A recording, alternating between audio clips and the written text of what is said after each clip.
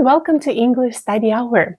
Today we are talking about the words of traveling.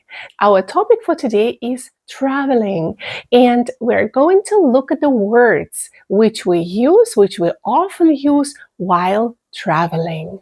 Let's start. And the first phrasal verb for today is to set off. To set off means to start a journey. For example, we're going to set off for Madrid at 7 p.m. We're learning from the sentence that people are going to start their journey at 7 p.m. They're setting off for Madrid. So they're going to Madrid. They're going to start their journey to Madrid. And another example, Nikki set off for Rome in the morning. She's coming to our town at around 5 p.m. Nikki set off for Rome. So Nikki left her home because she is going to travel to Rome, or she has already started her trip to Rome. So she set off for Rome, started her journey, started her trip. The second phrasal verb for today is check in. So after leaving our home, we are coming to the airport and we give our documents for check, for control. What are we doing? We're checking in. So to check in means to get registered at a hotel or an airport.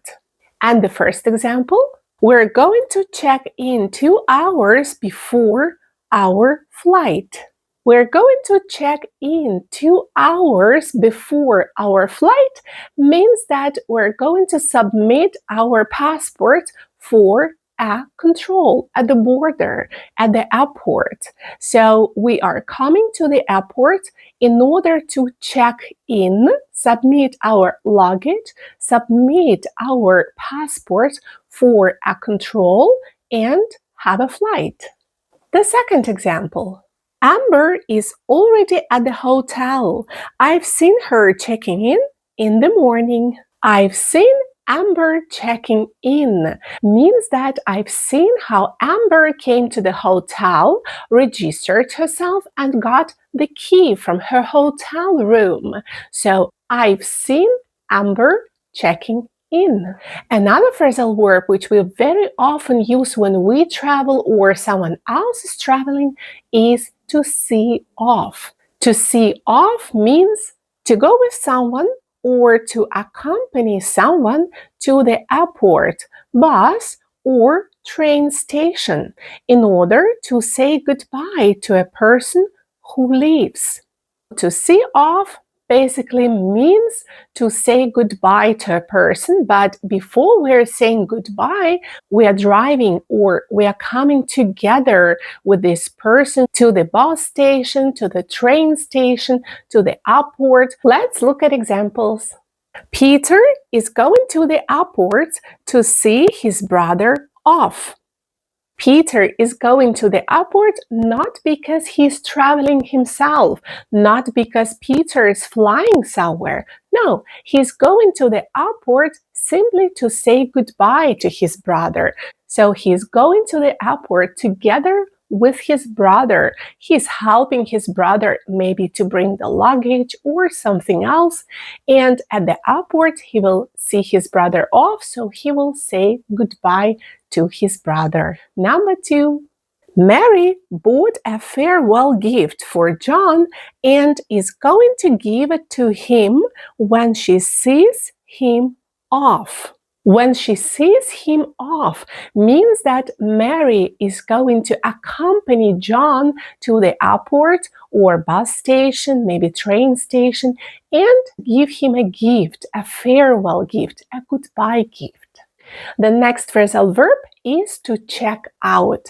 To check out means to leave the hotel when your stay there is over and when you paid for all the services. For example, I spent 7 wonderful days in this fascinating place. Now it's time to check out. It's time to check out means that my holiday is over and I need to leave the hotel. I need to return the key from my hotel room back to the administration of the hotel and I need to leave. I need to check out. And the second example, our conference was over yesterday.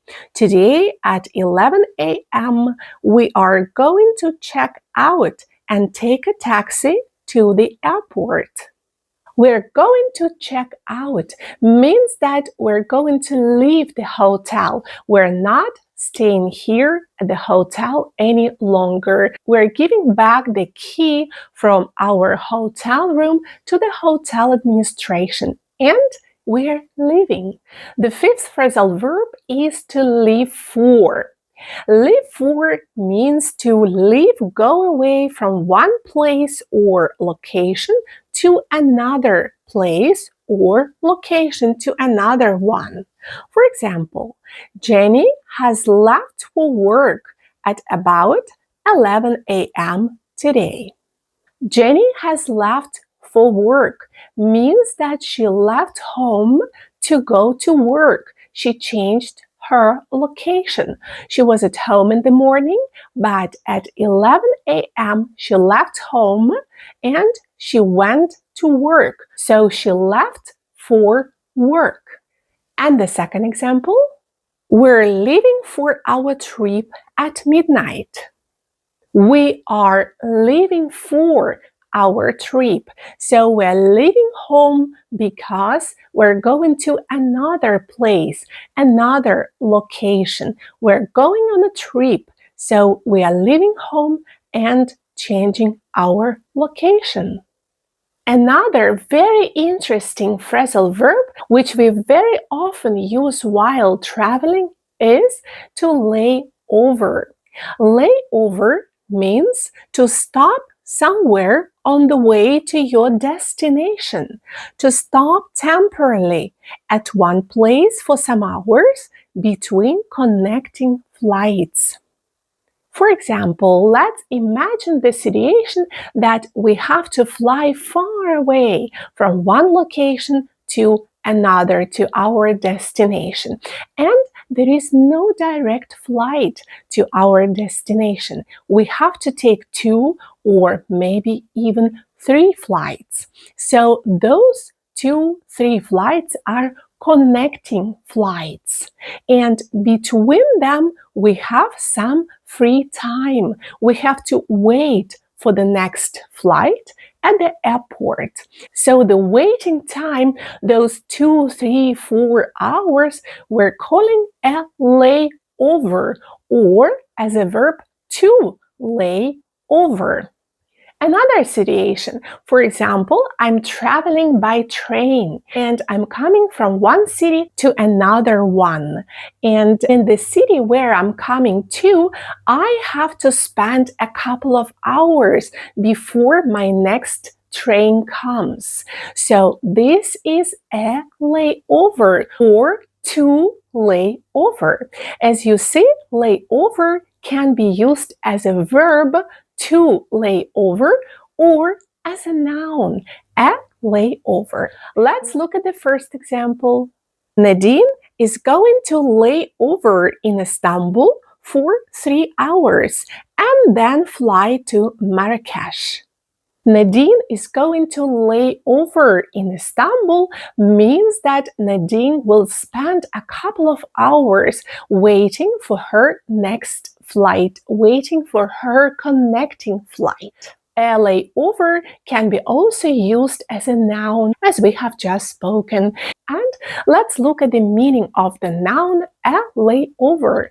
A layover as a noun means a short stop between 2 connecting flights, or because the plane cannot continue a flight due to bad weather or other reasons.